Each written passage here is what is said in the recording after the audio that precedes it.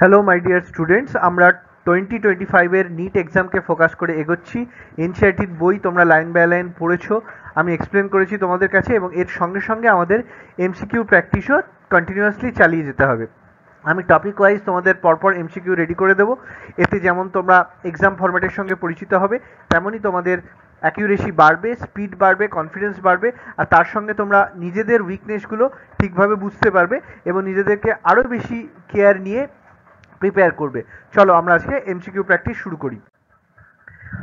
কি বলছে দেখো, a plant having seeds but lacking flowers and fruits belongs to, এখানে চারটে অপশন আছে, টেরিডোফাইটস, মসেস, ফার্নস আর gymnosperm.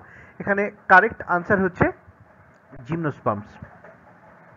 Next, resin and terpene are obtained from, চারটে অপশন আছে, সাইকাস, পাইনাস, সিড্রাস, অ্যাবিস।